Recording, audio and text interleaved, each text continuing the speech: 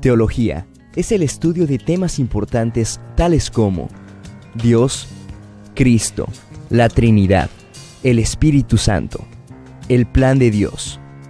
Damos la bienvenida al Dr. Alberto Platt, maestro para esta importante materia.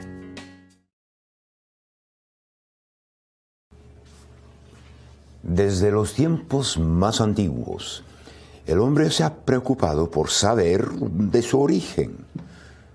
Como era de esperarse, a través de las edades, la mente y la imaginación del ser humano, no facultadas por el Espíritu Santo, inventaron toda clase de explicación, no solamente inadecuada, sino errónea. El hombre ha examinado lo que se ha podido examinar, pero sus conclusiones vienen siendo suposiciones, convertidos luego en proposiciones impuestas sobre generaciones de escolares y el público en general. Tenía que haber suposiciones, porque la verdad es que ninguno de los eruditos, ninguno de los científicos, ninguno de los filósofos, ninguno de los autores o de los redactores de las revistas o de los periódicos estaba presente para el mero comienzo de lo que es este mundo. En cambio, considere cómo principia la palabra de Dios. En el principio creó Dios los cielos y la tierra. Génesis 1:1. La mente, facultada por el Espíritu Santo, acepta por fe lo que se ha dicho. Sí, la persona que estaba presente, Dios, creador. Y no es que los eruditos no emplean la fe en su sistema de suposiciones, pero eso lo veremos después de haber visto lo que la Biblia enseña de la obra de Dios, el Creador. Regresémonos de nuevo a Génesis 1:1. En el principio, Dios creó los cielos y la tierra. Me parece que no prestamos suficiente atención a estas 10 palabras. En primer lugar, la oración toma por aceptado que hay un solo Dios. O sea, que refuta el ateísmo. Es interesante que durante los años comprendidos entre la creación y los tiempos de David, el ateísmo no era el problema. Más bien, después de la caída, parece que el hombre se dedicaba a dioses bastantes. Así que dioses ajenos, el politeísmo. Y la idolatría llegaba a ser el problema principal. Pero le tocaba a David reconocer que la condición pecaminosa del hombre al fin había producido el ateísmo.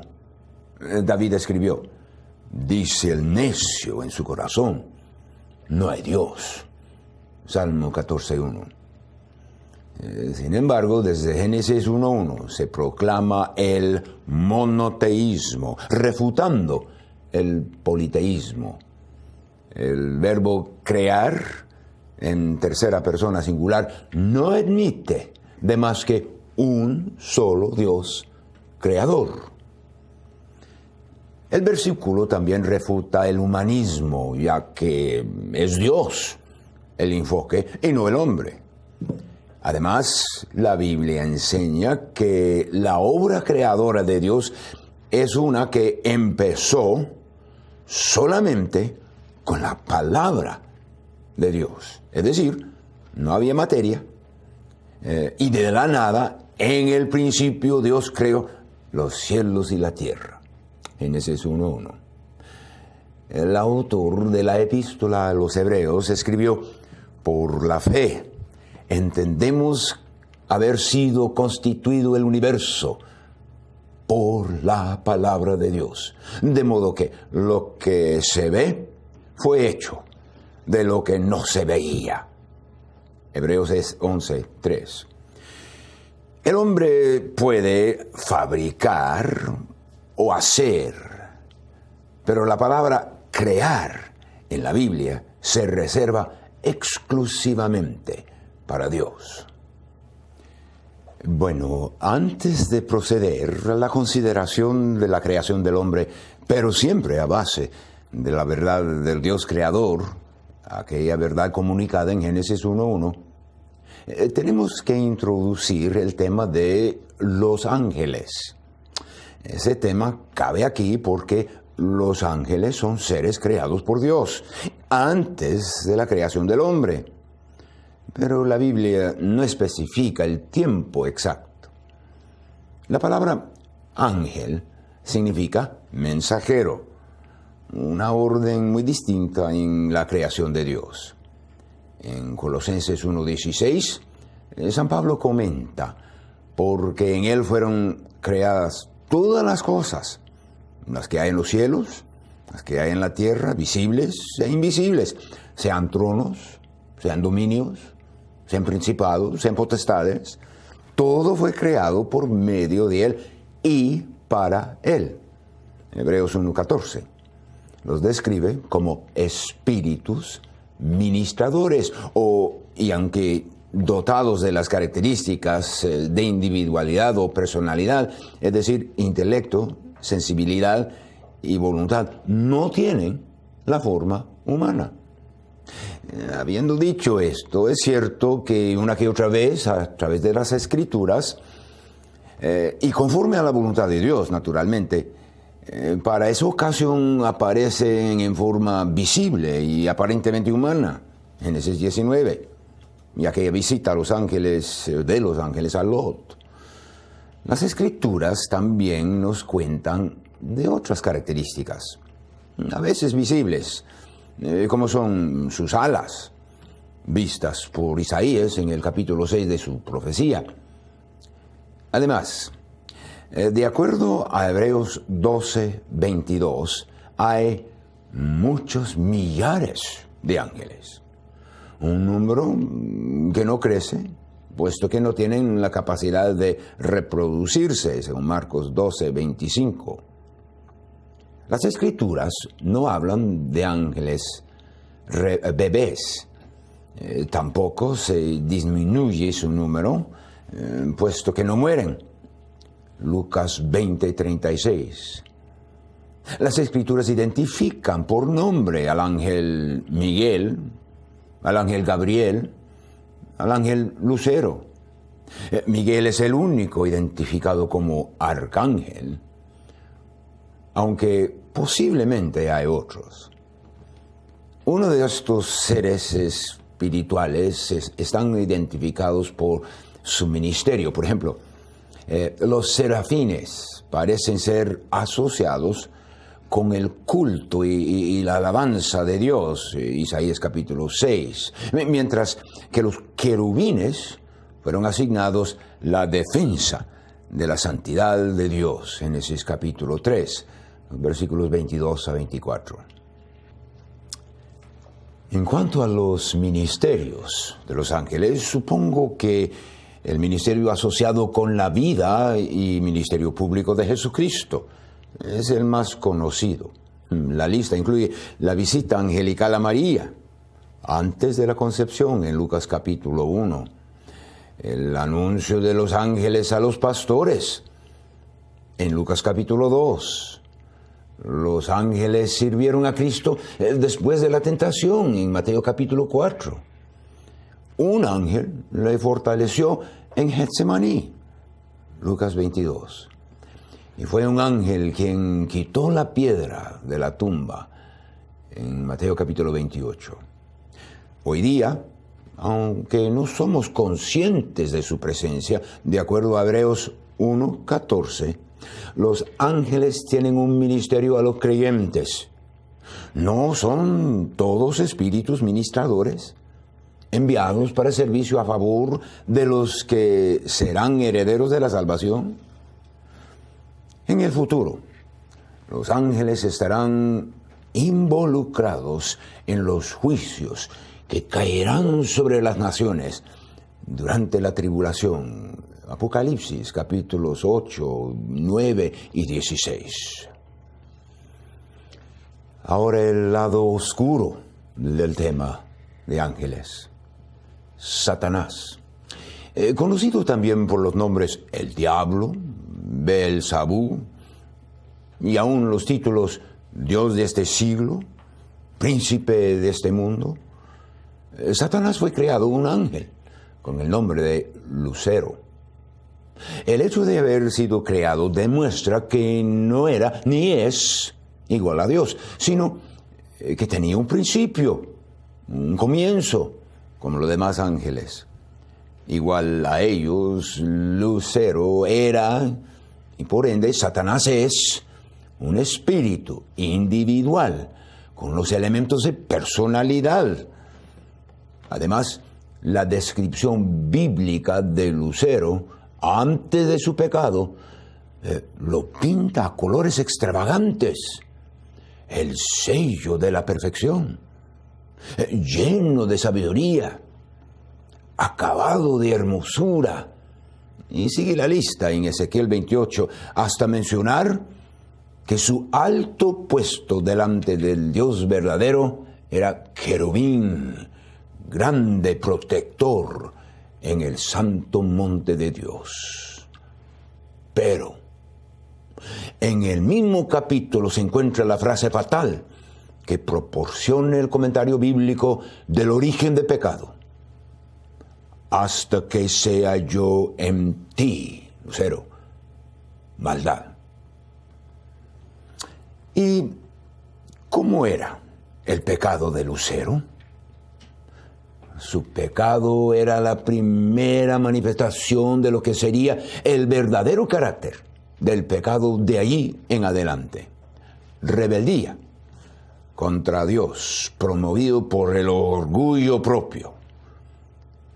Lucero quiso independizarse de Dios y se demostró en aquel desafío funesto de Isaías capítulo 14, versículos 13 y 14. Seré semejante al Altísimo. Desde entonces Lucero se hizo el adversario del Dios verdadero, tentador de nuestros primeros padres, enemigo del pueblo de Dios, opositor de la persona y la obra de Jesucristo, padre de mentiras, acusador ante Dios de los creyentes y la cabeza de un sistema denominado el cosmos. En realidad, Satanás en su cosmos propone una filosofía totalmente antidios y anticristo y procura usurpar la autoridad del verdadero Dios. Su inteligencia, más la larga experiencia de nuestro enemigo, le han provisto de una comprensión de la naturaleza humana y una astucia para aprovechar lo que ha aprendido con el fin de promover su programa. Sin embargo, Satanás no es ni omnipresente ni omnisciente. No puede estar en todas partes simultáneamente, ni es conocedor de todo. ¿Astuto? Sí, lo es, pero no posee las cualidades de Dios. Lo que sí tiene es una bandilla de ayudantes quienes están bajo su mando y cumplen con sus directivos, los demonios. Es probable que esos demonios fueron ángeles que cayeron con Satanás cuando él pecó. Aquí es importante notar que hay dos grupos de ángeles caídos. Un grupo libre y en el servicio de Satanás, y otro grupo guardado bajo oscuridad en prisiones eternas para el juicio del gran día. Judas capítulo 6. En general, el propósito de los demonios es apoyar a Satanás en su plan de oponerse a Dios y frustrar sus propósitos. Apocalipsis 16, 13 a 16.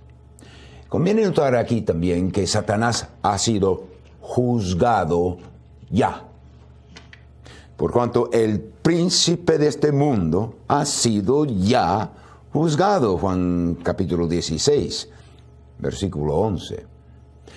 San Pablo afirma lo mismo en Colosenses 2:15, despojando a los principados y a las potestades, los exhibió públicamente, triunfando sobre ellos en la cruz. Ese juicio, parte de la magna obra de Cristo en la cruz, fue anticipado en las palabras y a la vez condenatorias y alentadoras. Esas: y pondré enemistad entre ti y la mujer, y entre tu simiente y la simiente suya. Esta te herirá en la cabeza, y tú le herirás en el calcañar. Génesis 3:15. La verdad es que Satanás ha sido juzgado ya, y su sentencia ha sido pronunciada. Pero la ejecución de la sentencia espera una fecha todavía futura. Mientras tanto, Satanás se dedica a su proyecto, engañando a las naciones, Apocalipsis 23, cegando la mente del incrédulo, según de Corintios capítulo 4, versículo 4, acusando ante Dios al creyente, Apocalipsis 12, 10, y en general, procurando promover su plan falsificado. Bueno, ahora regresamos a Génesis 1:1. La fecha exacta de aquel principio que menciona el versículo es un tema de mucho debate, y sobreabundan teorías aún entre los intérpretes conservadores. No es el propósito de esta serie de estudios detallar o refutar todas esas teorías, sino sencillamente de presentar lo que la Biblia dice y de vez en cuando subrayar lo que no dice. Por ejemplo, a algunos, queriendo acomodar las teorías de los geólogos evolucionistas, insisten en un enorme lapso de tiempo entre Génesis 1:1 y Génesis 1:2. En este caso, enorme quiere decir millones de años. Esas edades geológicas evolutivas se basan en un argumento circular. Primero, ellos tratan de establecer la fecha de la capa sedimentaria de acuerdo a qué fósil o qué fósiles se encuentran en la capa. Y luego los geólogos aquellos procuran establecer la fecha de otros fósiles depositados en la misma capa, la capa sedimentaria, por la fecha de la capa. Entonces, el fósil determina la fecha de la capa y la capa determina la fecha del fósil.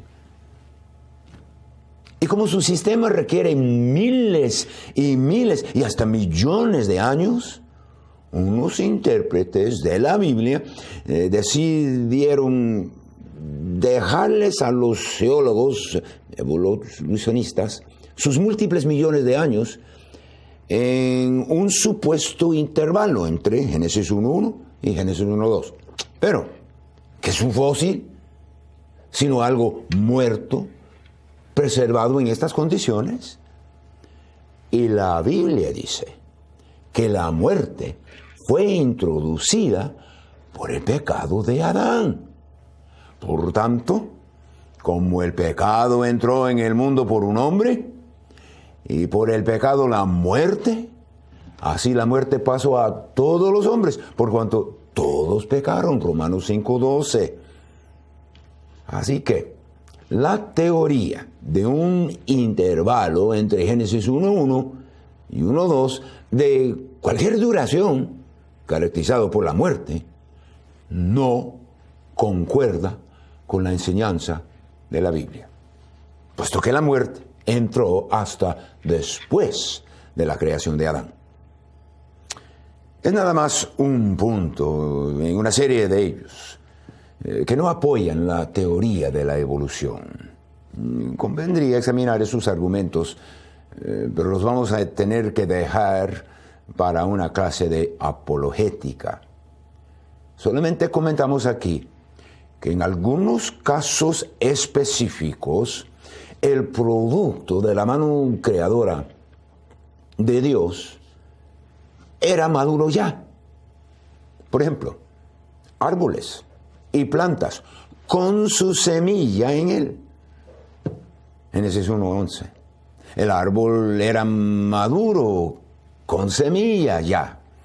No nos informa si el árbol poseía esa otra señal de edad aparente, los famosos anillos, uno por cada año de edad, visibles en un corte transversal del tronco. Lo cierto es que se hizo al hombre sazón, ya adulto, con la capacidad del raciocinio. Tampoco nos informa de la memoria de aquel primer hombre creado adulto, o que lo que estaba atesorado a lo menos en esa memoria.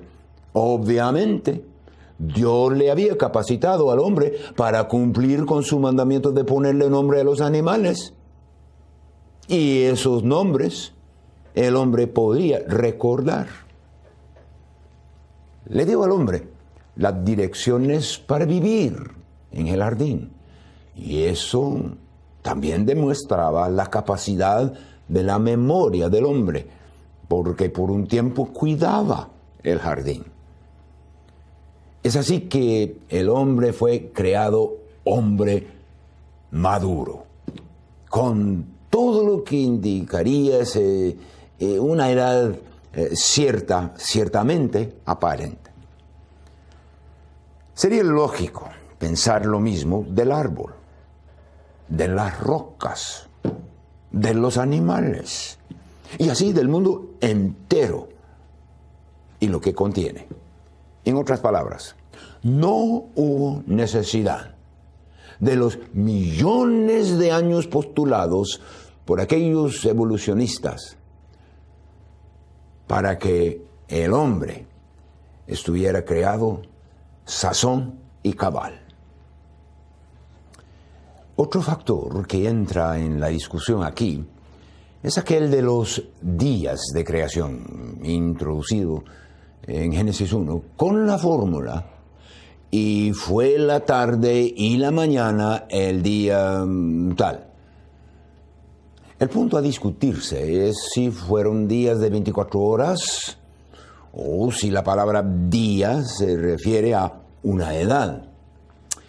Ese último concepto parece ser otra acomodación a las teorías evolutivas, semejante a la idea del gran intervalo entre Génesis 1:1 y 1:2.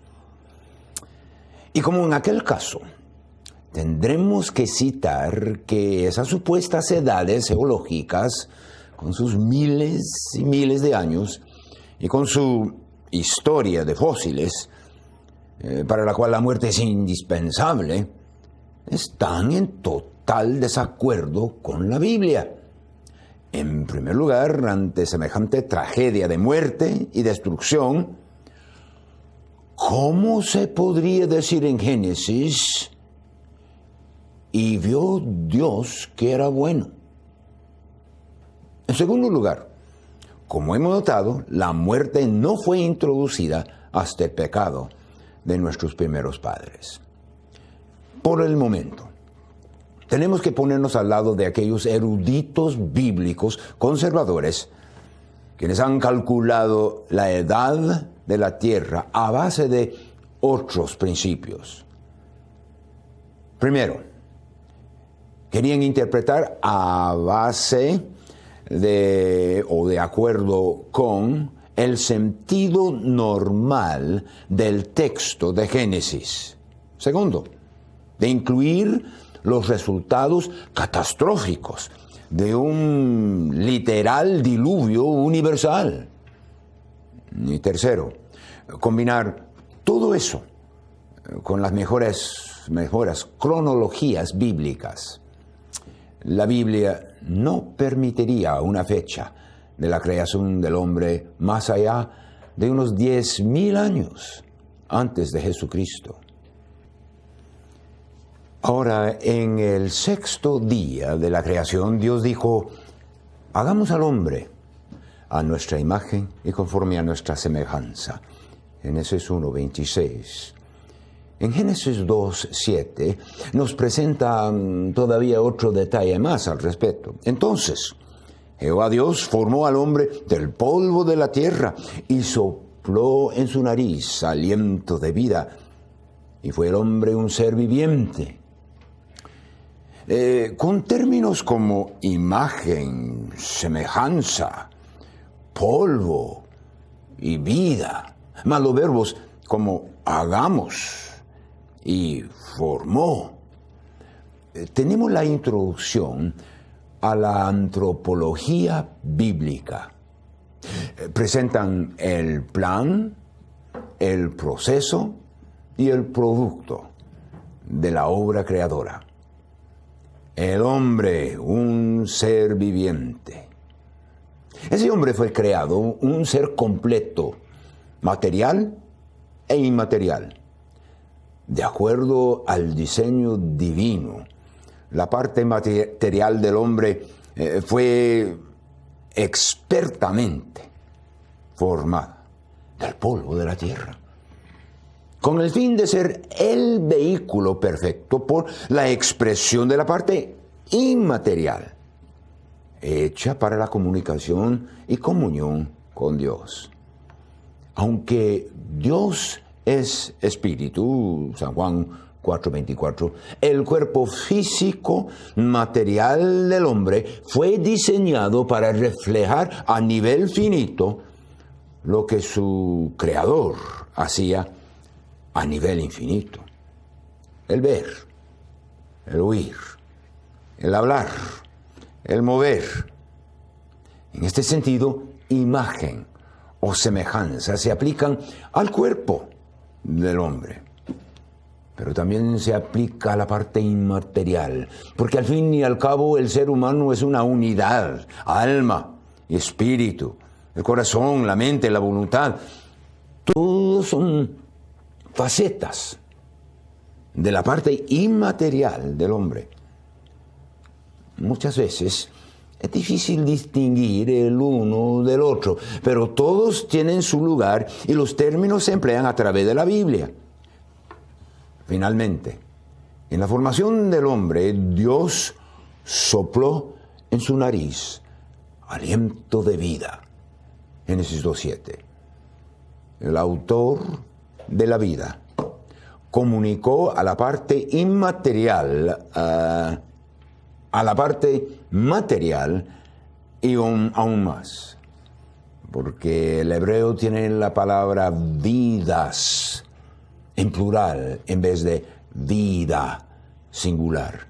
Se dio a entender que ese primer hombre tenía la capacidad de reproducirse material e inmaterialmente otros seres vivientes. Para completar el cuadro, el Dios creador le dio a Adán una ayuda idónea, formándola de la costilla del hombre. En este capítulo vimos la obra creadora de Dios, empezando en donde empieza la Biblia. En el principio creó Dios los cielos y la tierra, Génesis 1:1. El universo es obra de su mano, diseñado por sus perfecciones y para su gloria. Tanto los ángeles como el hombre se incluyen en ese diseño. Por ser obra de su mano, tienen la obligación de honrar y glorificar a su Creador. Veremos en la próxima lección, la rebeldía del hombre.